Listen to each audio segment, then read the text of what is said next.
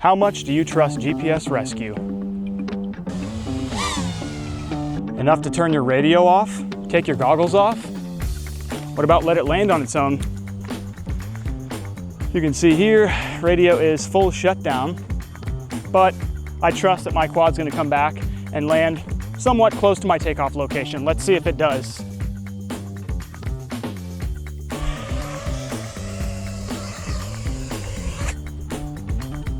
There you go. Betaflight GPS Rescue. What is it? How does it work? And how do you set it up? If you have any of these questions, or maybe you're just having trouble getting yours to work correctly, then I think I can help. In today's video, I'm going to show you which GPS modules you should buy, how to install them, set them up in Betaflight, and how to properly test them. That way you can fly with confidence knowing your quad's going to come back safely in the event that you lose signal. Real quick, let's talk about what GPS Rescue is and is not. It is not a return to home. It is a rescue function. It's not a DJI Mavic. It's not going to come back and land within 2 inches of your takeoff location. However, GPS Rescue will bring your quad back safely in the event of a failsafe, meaning your drone loses communication with the radio, or if you lose your video signal and manually flip the switch to initiate GPS Rescue. Now let's take a look at some GPS modules that I can give you some recommendations on which ones to buy. All right, so you can see we're here on PyroDrone's website. You don't have to buy your GPS from them. Get it wherever you normally buy your FPV gear from. It doesn't really matter. So there's 3 main things we're looking for when we're looking for a GPS. Those 3 things are M10, so 10th generation chipset. We need a manual baud rate. We don't want to use auto baud. I'll talk about that a little later in the Betaflight setup, but we need a number and manual baud rate to enter into Betaflight. And then what protocol it's using. The 2 protocols I know of are NMEA and u-blox. We want u-blox. So I can go through some recommendations right now of GPSs that I've used that I know work well. So on the lower end, this one here, this Walksnail 181 GPS, $17. That's a pretty good price on that thing. And like I said, I've used this, I know it works well. So we scroll down here to the spec sheet, we can see the chip. It is an M10, so perfect. Keep going down, baud rate. We have a manual baud rate of 115200, good. And just under that, we have the protocol. Now this one is a dual protocol, you can see. It's got NMEA and u-blox. We don't care about NMEA, we just want u-blox, but we're good there. So this is a really good option if you want to spend a little less money or you're on a budget. We go back here. This one I used in my last video on the Volador. So this is the Flyfish RC M10 GPS. Again, scroll down. We can see right here, uses u-blox M10, 10th generation chipset. So that's good. Keep scrolling down to the specs and we find our baud rate, 4800 to 115200. So we have a manual baud rate to put in, so that's all good. And of course I've used this, I know it works well. We're gonna talk about this more a little later on, but I'm gonna mention it right now. When you are looking at GPSs, it's got the normal stuff just like you'd have for a receiver or a VTX. You've got power, RXTX, ground. So that's all the same. But you're gonna see some extra wires here, this SDA and SCL. That is for the magnetometer or the compass. We are not going to be using that, so it doesn't matter. This is something you'd use for iNav or ArduPilot, I think, but these don't matter. So whether the GPS you're looking at has this or not, it doesn't matter either way, because we're not going to mess with those. So don't even pay attention to those. So really that's the main things you're looking for when you're looking at a GPS module. Pretty much every GPS nowadays is an M10. You can see all these are M10s, but there's still some M8s out there. So just make sure we're going with an M10 GPS. All right, we've got the quad on the bench here. As for install of our GPS module, typically you're gonna have a TPU mount on the back. This is how all the bind-in flies do it, and most people that set up their own quads with the GPS, they're gonna be mounted in the back here. Yes, your VTX antenna is gonna interfere with that, but I'm gonna show you a way to get around that interference as far as how we're gonna wire it and power it. I would not recommend installing your GPS anywhere inside the quad. You know, you don't want to have it in here like you would for any of the electronics. It needs to be out in the open so the antenna can face up into the sky and get satellites. Sometimes I've seen GoPro mounts with another piece on top and they'll mount the GPS up there. I have seen people mount them on the arm, but I wouldn't recommend that because you could get a prop strike or have issues if you crash. So as far as mounting, this is probably your best bet. I'm gonna pop the top off this so we can see what's going on inside. I'm gonna show you the wiring, and I'm also gonna show you in the wiring diagram so you can get a better look at how this is wired. All right, we got the top off. We can see a little bit better what's going on. We've got our GPS right back here. You can see the wires running underneath. It's this twisted set here. I mentioned this earlier when we were looking at GPSs to buy. The SDA and SCL pads, right? I've got my wires hooked up, but you don't have to do that. You can cut them off at the plug at the GPS, or you can solder them on. Either way, it doesn't matter. It's not going to affect anything. So it's up to you. We can just forget about those. Your ground wire is going to go to a ground pad just like anything else. Your RX and TX are going to be the same as they would be for anything else like a receiver or a VTX. You want TX to RX and RX to TX. You don't want T to T or R to R. They need to be going to opposites. It's transmit to receive, receive to transmit. Okay, so the big thing we need to pay attention to here is where we solder the power wire for our GPS, because what we need to be able to do is power just our GPS without powering up our VTX. Reason being is because your VTX is what's blocking your GPS from locking a lot of satellites and locking them quickly. So I don't care if it's O3, Walksnail, HD0, or analog. Even in low power mode, your VTX is gonna block your GPS from locking a lot of satellites and locking them quickly. So like I said, we need a way to power the GPS without powering our VTX. So how do we do that? So we all know about the 5-volt pads on our flight controller. We wire things like our receivers and whatever else to that. But most flight controllers have pads that are marked 4v5 or 3v3. Now what that means is those pads are going to receive power from USB, unlike pads that are just marked 5 volts.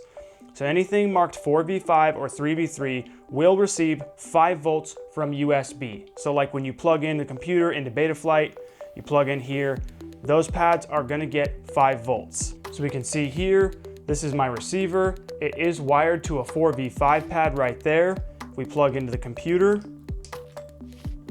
you can see the flight controller is lit up, and look at that. So is our receiver. Our receiver is getting power.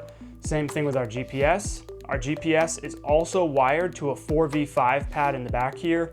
Plug in USB, and it's also getting power. Our O3, however, is not getting power right now because it is either soldered to a 9 volt, 10 volt, a VBAT, or directly to our ESC. So unless a LiPo is plugged in, the O3 is not going to receive power. Same goes for most of your other VTXs. They're going to be wired to a 9 volt, 10 volt, or a VBAT pad. So right now, with USB plugged in, the only thing that's getting power is the flight controller and anything wired to a 4v5 pad. Now the 3v3 pads are the same thing. They're going to receive power, but if it's marked 3v3, it's only going to get 3 volts. So I would recommend anything that any like GPS or receiver, I would go to a 4v5 pad. So it's going to get 5 volts, not 3 volts. Not every receiver or GPS is going to work on 3 volts. So yes, the 3v3s get power from this too, but you need to be going to a 4v5 pad. Okay, so now how do we power up our quad, our flight controller, when we're out flying? So there's 2 main ways you can do this. The first one, the one I recommend the most, is using one of these. I've talked about these a lot. This is a really incredible tool. It's like $30 or $40. This is the SpeedyBee Adapter 3. What this is it allows you to tune, configure Betaflight on the go anywhere you are without a computer. So this thing's got Bluetooth. You plug it into your flight controller, you plug in a LiPo, download the SpeedyBee app, and then you can do any tuning and configuration that you'd normally be able to do in the computer with just your phone and this. So yeah, it's got 1 to 6S input. It comes with a dual plug here, so it's got USB-C and micro USB.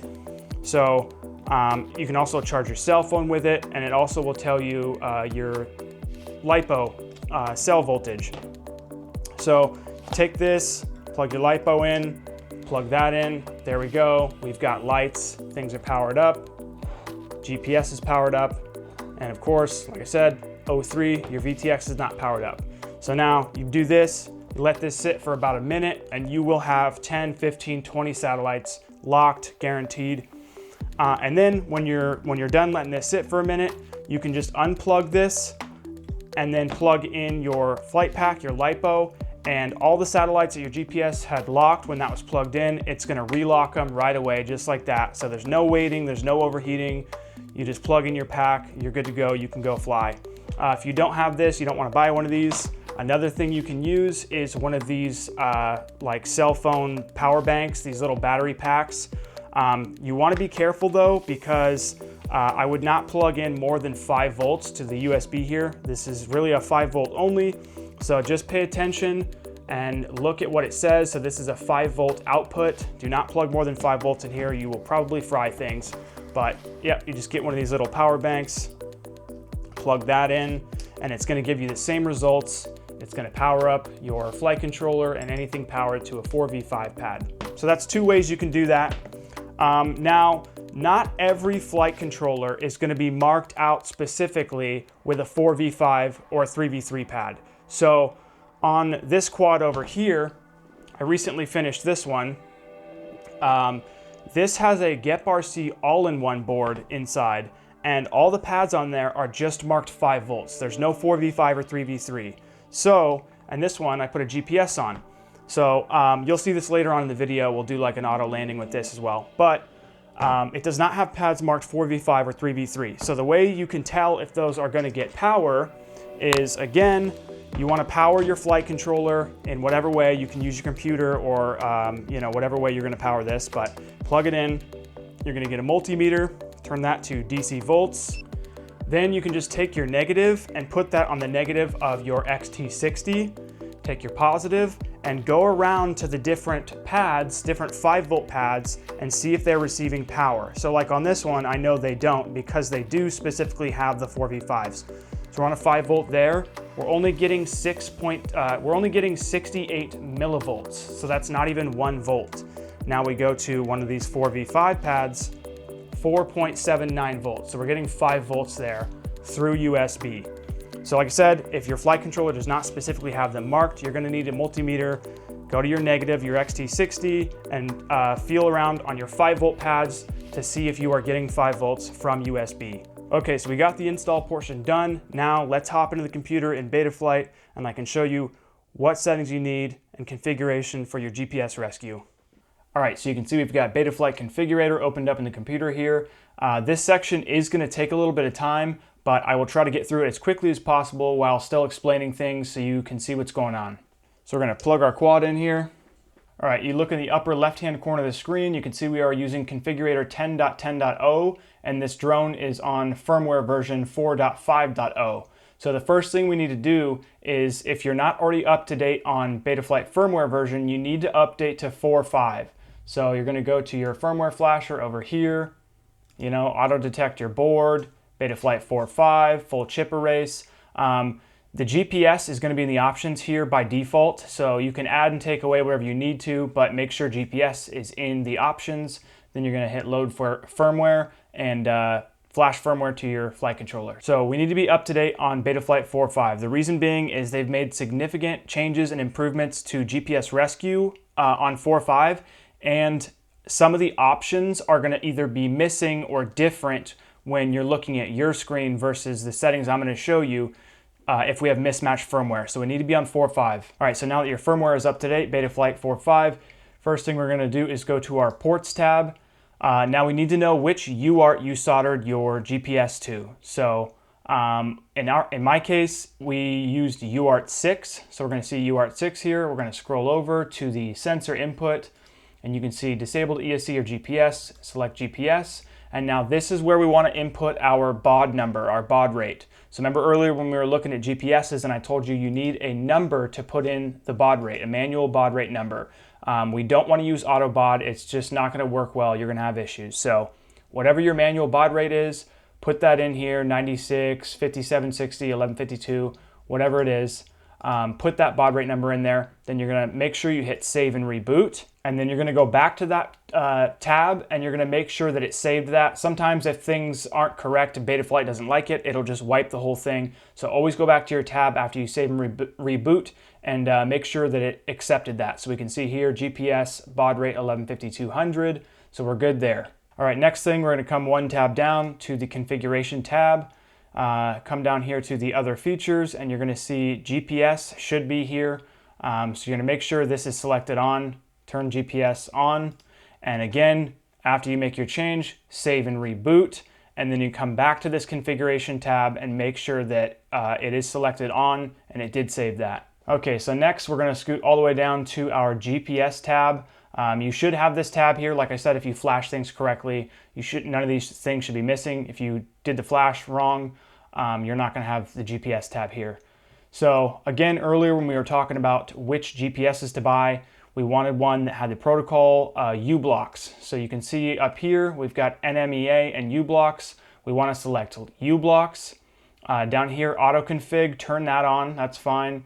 Use Galileo, that's just like a specific satellite system. Turn that on, that's fine.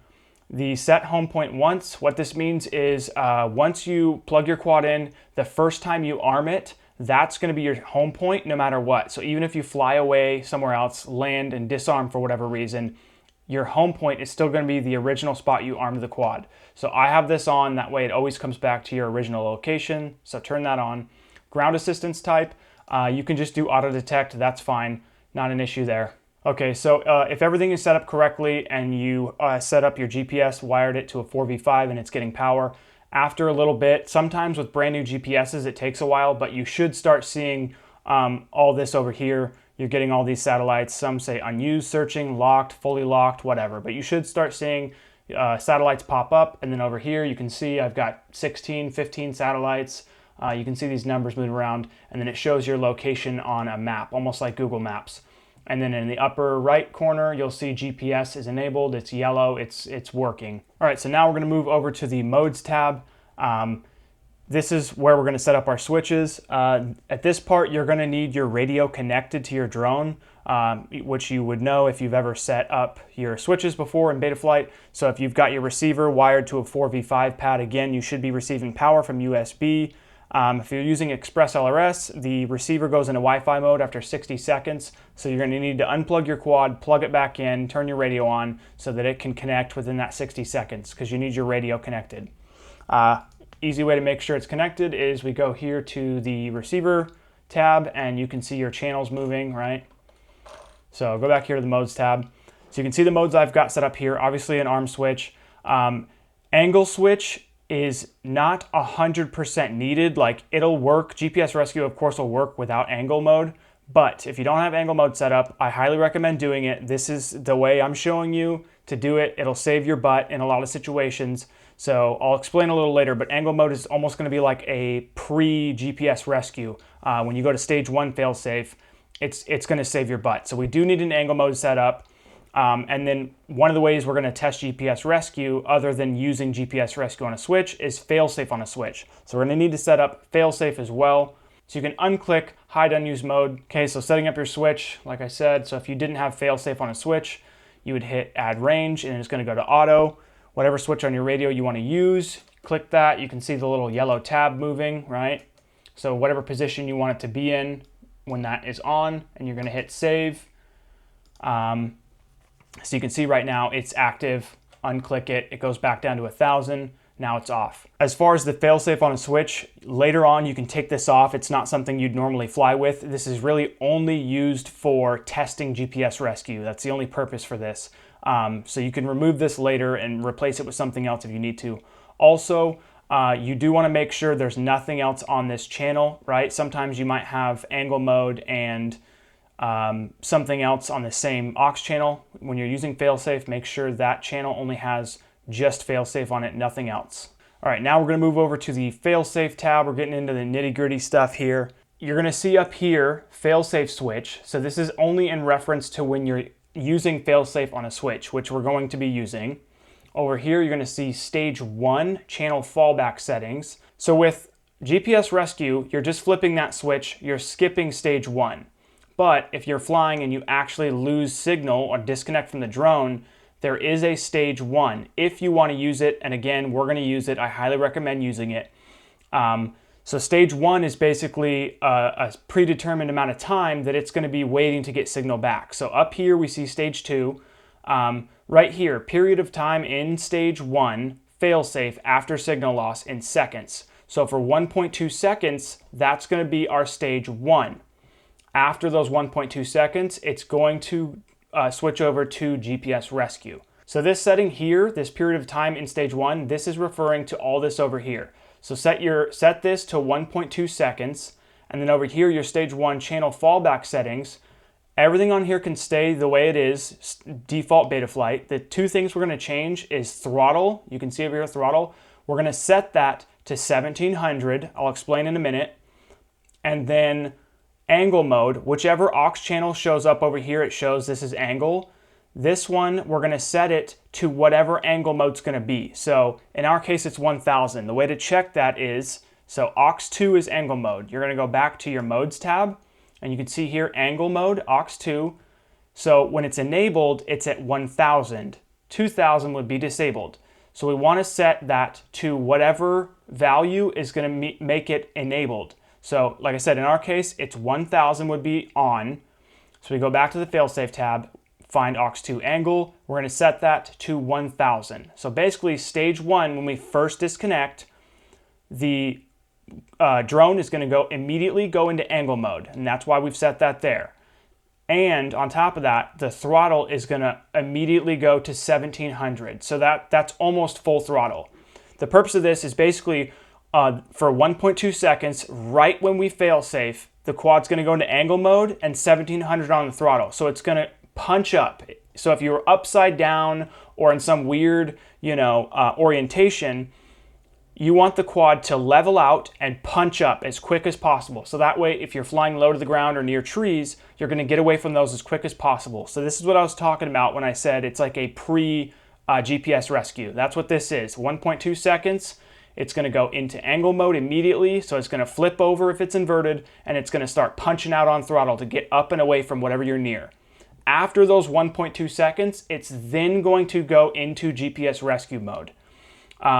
So also under the stage 2 failsafe, this failsafe throttle load delay in seconds, set that as high as you can. For Betaflight 4.5, it only lets you go to 30 seconds. So if you were 0 throttle for 30 full seconds, instead of it going GPS rescue, it's just going to turn off and fall out of the sky. I don't know why this is a thing that I can't disable, but whatever. If you were in a huge dive for 30 full seconds, the quad would just shut off if there was no input from the sticks, I guess. 0 throttle. Anyway, which maybe that's not that practical of a thing that's ever going to happen. But anyway, set that to 30 seconds. Okay, so we're going to get into the GPS rescue settings here in a second. So for our failsafe switch, we're going to set this to stage 1. We want it to use stage 1 and stage 2. So like I said earlier, when you use the GPS rescue on the switch, you're skipping stage 1. It's just going to do GPS rescue. For the failsafe on a switch, we want it to be as if it was an actual failsafe, which is going to use stage 1 as well. So set it to stage 1. Coming down here to GPS Rescue, you can see you've got drop, land, and GPS Rescue. Select GPS Rescue. If you haven't hit save and reboot yet, it is a good idea. It's kind of like saving a work project or something. That way, if anything disconnects. So save and reboot. Okay, so we see the first thing here is altitude mode. There's 3 options here: current altitude, fixed altitude, maximum altitude. So for current altitude, basically what it's going to do is whatever altitude you are at when you fail safe or flip GPS Rescue, it's going to use that as its starting point to come back. I'm not even going to look at fixed altitude. That's just not an option you should use, so don't even worry about that. Maximum altitude means that when you fail safe or flip GPS Rescue, it's going to climb all the way back to the highest point you were during the flight before it comes back. So this is good in certain situations and bad in others. So let's say if you were flying to the top of a mountain and back down, halfway back down, you fail-safed. It's going to climb all the way back up to whatever the height of that mountain is before it starts coming back. So that's not going to be good. It's going to drain your battery and it's unneeded. That's not good. But let's say you were flying somewhere where you went over a cliffside and you were lower than your takeoff point. Then that would be something you would want to turn on, because let's say you take off and you go up a couple hundred feet, then you go down the valley. If you fail safe on your way back, you want it to go up above where you took off so that you don't just run into the side of the cliff, right? Current altitude, like I said, it's just going to kind of come back at the same altitude, but that also goes into some of these other settings. like this first one here, initial climb in meters. So this ties into actually both of these. Regardless of whether you're current or maximum, this setting here, you can set it to climb an initial amount before it turns around and comes back. So a lot of this stuff is based on kind of how you're going to be flying, where you're going to be flying, and you can obviously change this stuff at any time. So like I said, if I'm going to fly up a mountain, I'm not going to have it at maximum altitude. If I fly below myself over a cliffside or something, I'm going to set it to max altitude. But typically, for the most part, I usually stay at current altitude. It works fine. This first one here, this is initial climb in meters. So this is the altitude it's going to climb to on top of whatever you're already at before it comes back. I've got mine set at 50 meters, which is 164 feet. So it's going to climb 164 feet on top of whatever I'm already at before it comes back. So that makes sure that you're going to clear any trees or anything that, you know, maybe if you were flying low to the ground, you're going to clear all those obstacles on your way back. So 50 meters, 30 meters, somewhere in there is a good number for that. Next, we've got return altitude. This only applies when you're in fixed altitude mode. So this, again, doesn't matter. We can skip that. So ascent rate here, this is how quickly the miles per hour or meters per second that it's going to do this initial climb. I've got mine set at 10, which is about 22 miles an hour. You can slow that down or speed that up, but 22 is an okay number. That's fine. Under that, we've got return ground speed in meters per second. So this one's very important. This is how fast the quad is going to fly back to you. Let's say you're flying up a mountain and where you took off from, it's not very windy because you're below, you know, the mountain peak. Once you get up to the top of this mountain, it may be very windy up there, you don't know. Now, if your return speed is too slow and it's windy up there, the quad might, you know, if you fail safe or lose video and you flip GPS Rescue, the quad might not have enough speed to actually push through that wind to come back to you. So you want to have this set pretty high. So my recommendation for a 5-inch quad is to set this to 21 meters per second, which is roughly 46 miles an hour. A 5-inch quad has no problem flying at 46 miles an hour. That's plenty enough to push through, I would say, the majority of the wind that you're going to come in contact with. If you're running a 7-inch, I would bring this up to about 24 meters per second, which is roughly 53 miles an hour. You can do that with your 5-inch quad too, but you need to have this set pretty high in case there's wind or something like that that's preventing it from actually achieving the speed it needs to get back to you. Just under that is max pitch angle. Again, this is going to tie into the ground speed. So if you've got it set for 45 miles an hour, but you've set this to only allow the quad to pitch over a couple degrees, then of course you can't get that speed. The quad needs to be able to tilt its nose down far enough to get to this speed. So for both my 7-inch and my 5-inch, I've got them both set at 50 degrees maximum angle. So this is the maximum angle that it's going to allow the quad to pitch over. You can set it higher if you're going to be setting a higher speed, but 50 degrees is enough for the quad to go, you know, 50 to 60 miles an hour. So 50 degrees on the maximum pitch angle is fine. Like I said, that's what I use for both of my quads. Under that is our descent distance in meters. This is how far away the quad is before it's going to start coming down in altitude. So I think this is the default Betaflight number, 20 meters. This is fine. You can leave it how it is. That's pretty close. It's basically going to be overhead before it starts dropping down. So that's good in case there's other things around you. You don't want it to start coming down in altitude when you're, you know, 1,000 feet away. So this is fine. Leave that there. Descent rate in meters per second. This is how quickly it's going to lose altitude. So once it gets back to you and it's going to start descending, this is the speed at which it's going to descend.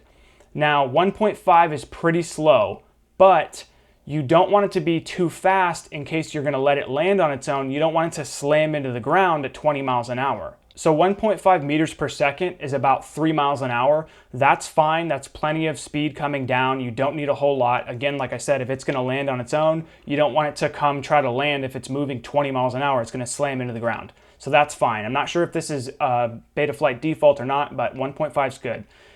Throttle minimum, this is Betaflight default 1100. That's fine. You don't need to touch that.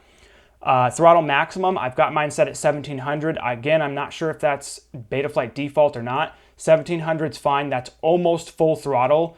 You can raise this if you want to, but 1700 is going to be fine. So throttle hover, you got some red print here, important, set this value accurately.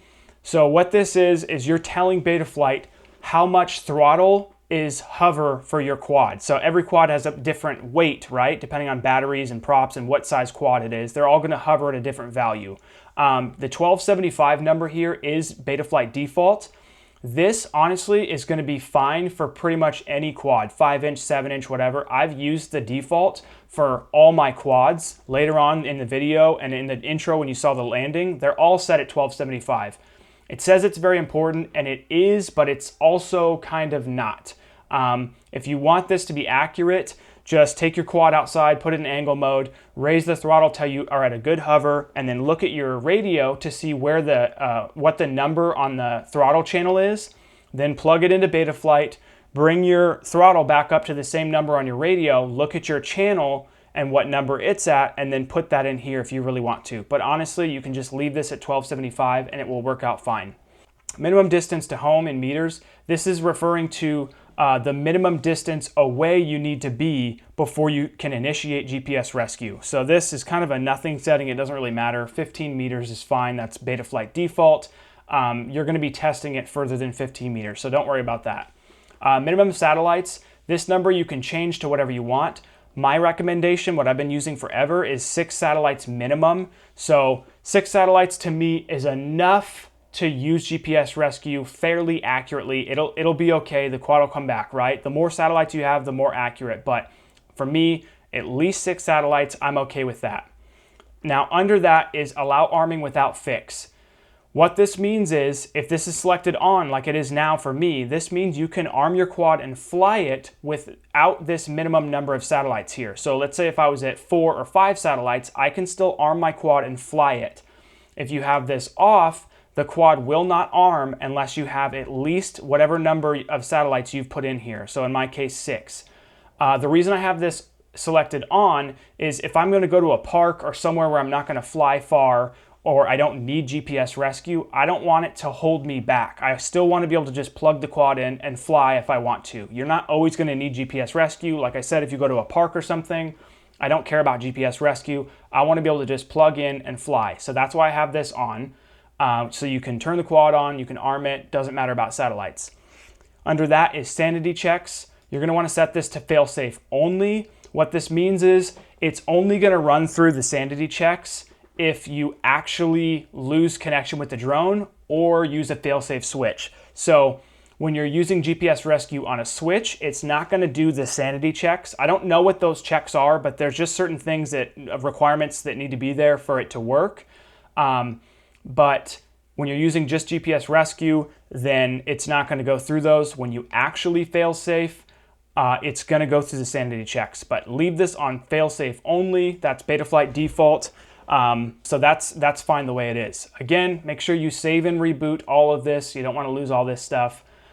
So that's it for the fail-safe tab. All right, so we're out here for the flight test portion of the video. We're going to test GPS rescue. I'm going to show you how to test it, how you should be testing it for your first couple runs to make sure that it's working correctly, and test it in a safe way. That way, if anything goes wrong, you don't damage your quad. Real quick, I want to talk about the whole auto landing thing. In the beginning of the video for my intro, you saw the drone come down and land by itself. Honestly, that's more of a gimmick or just like a cool thing it will do rather than like a necessary thing. In a realistic situation where you fail-safe the drone or you lose video and you have to manually trigger GPS rescue, in that type of situation, you're gonna get video back or you're gonna relink your radio and you're gonna take back control.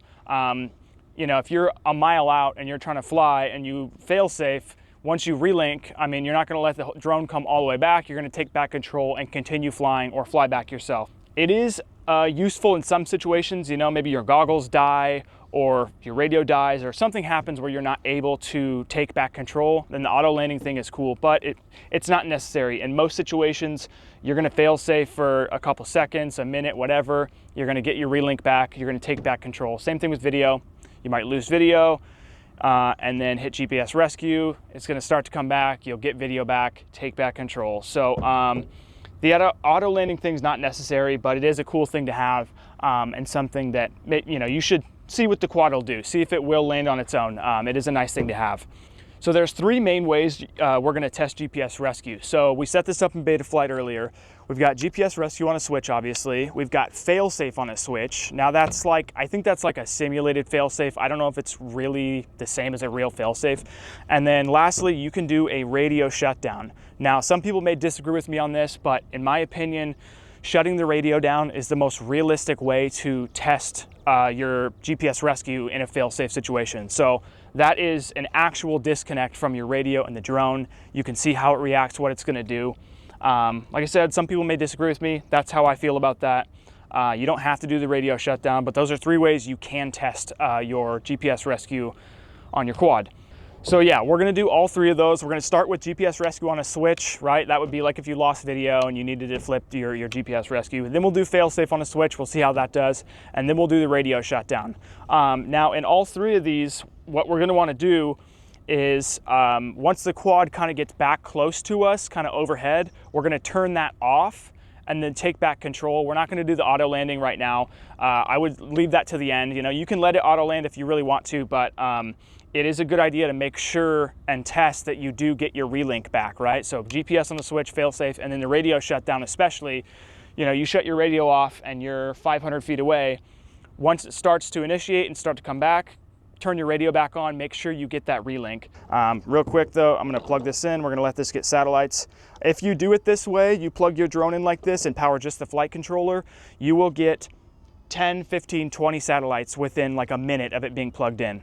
This is really the only way you should be doing this. You don't want to go to a spot and plug in a LiPo and sit there and let things burn up and get, you know, 5 satellites in 20 minutes. This is the way you should be doing it. Okay, so like I said, for the first test here, we're doing GPS Rescue on the switch. Danger. Got 17 satellites, we're looking good.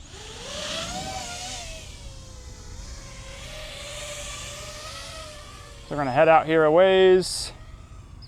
Now, when you do your first test, you wanna be pretty low to the ground in case there's some issue and it's not set up correctly or whatever the case may be.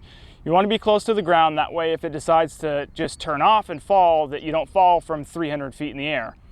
But I would recommend going out a ways, 600, 700 feet, whatever.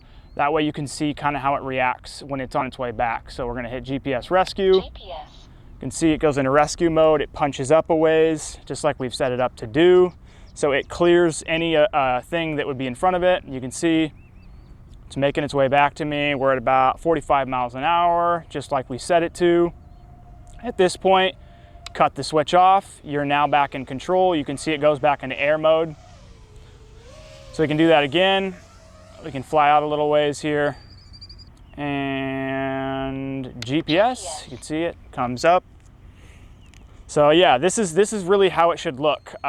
It should do everything exactly the way you've set it up, speed-wise and it punching up. So this is just the GPS Rescue though. This is not using the stage 1. So now we can do the failsafe on a switch. So you're gonna see that it says failsafe now this time. And it's gonna react a little bit differently, or it should anyway, because it should go stage 1, then stage 2. Now stage 1, we've set it up to go into angle mode and go to 1700 on the throttle for 1.2 seconds, I believe it is. So now we're going out and failsafe, see we got RX loss. You see how it did a big punch out there, and then now it's going up slowly because we've set the altitude climb to a slower speed for stage 2 for actual GPS Rescue. We can see we're still in RX loss. We cut that off, we're back in air mode, we're back in control. So the reason we have that big punch out on the RX loss is, let's say you're cruising, so look at that, we got 25 satellites. Let's say you're cruising along, you're going towards something, and then you fail safe. You want it to, see, look at that. You want it to punch up over whatever's in front of you if there is anything in front of you. Also, on the way back, if there's something on the way back, you want to make it over that obstacle. So that's why we've set it up to do it that way. Cut that off, we're back in control. All right, so now we can do the radio shutdown. This one you want to go out a little ways because it takes a minute for the radio to relink sometimes, so you want to have a good distance on this. So we're going to go out a ways. We're going to shut our radio off. You can see that's a real RX loss. We got nothing. Look at our LQ and our RSSI, dead in the water.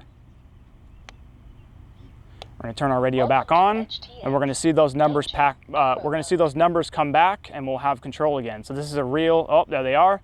See, now it's blinking fail-safe, but as soon as you move the sticks, you're back in control.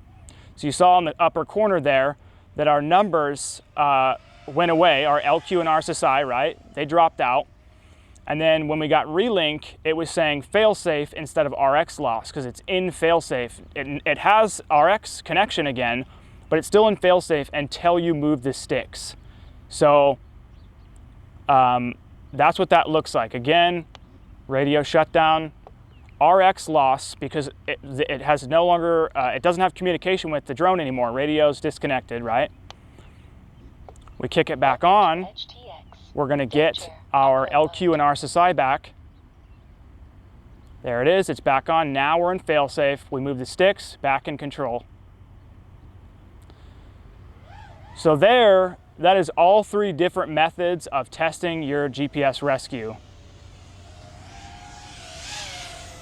Like I said, on the first one, when you first flip your GPS rescue switch, you want to make sure you're close to the ground in case the drone decides to just turn off and fall to the ground.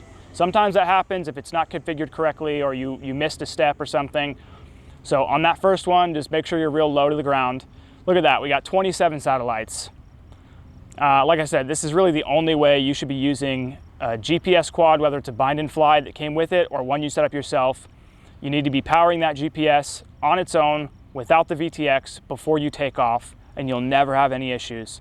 Because once you have those satellites, they're not gonna go away. They're locked in, you're good to go. All right, so I think that all worked out really good. We got GPS rescue on the switch, we got fail-safe, and we did the radio shutdown 2 times. It all worked perfectly, just as we set it up, just like you'd want it to. So that's great. I can show you some examples with this. This is a 3.5 inch. I don't think I've shown this on the channel yet. This is a 3.5 inch B35. It's got a GPS, M10, whatever. So this is set up just like this one. I can show you some examples of this with the auto landing if you want to see, if you want to stick around.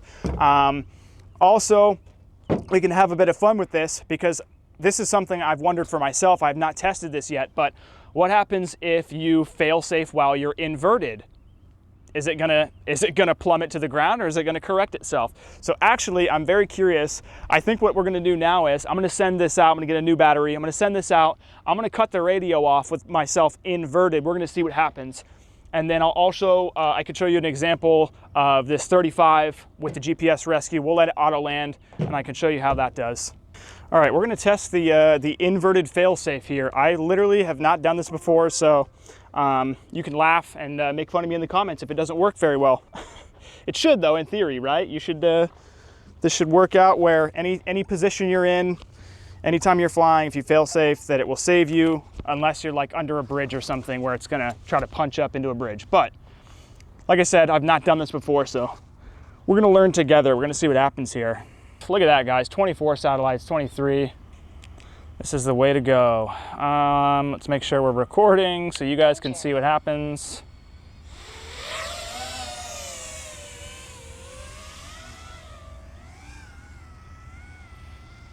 All right, so we're gonna go out a ways. I'm also gonna get some altitude just in case it takes a minute for it to fix itself. And we're gonna invert and disconnect. Look at that, immediately corrects itself, starts punching up.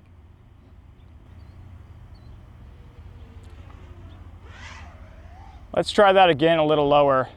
We can try it on a switch too. GPS. That's incredible. See, that's what we want to see. That's some confidence right there. If you're out flying somewhere and you're doing some cinematic stuff and you make a big roll and you fail safe, it's gonna correct itself. It's gonna flip back over immediately. So yeah, this is really awesome. This is something that'll give you some confidence. I would recommend doing this. You know, once everything's working correctly, fool around with it. Look at that, flipping over the trees. We get an RX loss. I'm using the failsafe on the switch, and we're all good. No problem. So yeah, everything's looking great. So now we know, even if we're inverted, it will correct itself right away and it'll save our asses. Let's land, and I'm going to show you some, I'll do some auto landing with that B35. All right, so now we're going to do auto landing on this B35. We're going to see how it does, how close it gets. See, look at that, 14 satellites, looking good. All right, let's see what this thing can do here. Danger.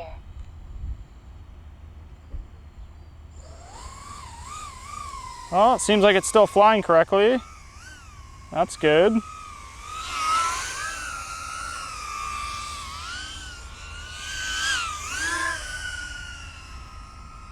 Let's see what it can do for a GPS rescue auto landing. About 500 feet out. GPS. There we go.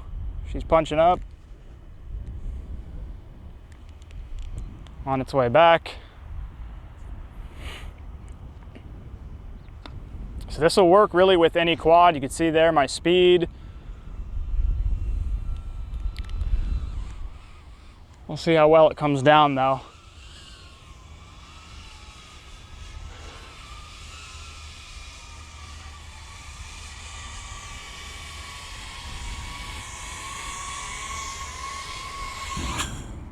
Absolutely perfect.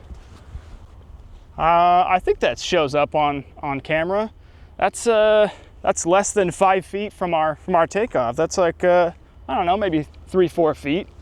So this method works with any drone, any size. If it's got a GPS, you can get it to land like that and be that accurate and that good if you do what I do. The real question here is, how many times did I change clothes during this video? The answer is 4. Most of these videos take me hours, days, or even weeks to film and edit. So, if you found the information in this video helpful, or at least enjoyed watching it, do me a favor and smash that like button, subscribe if you want to see more, and I will see you all in the next video.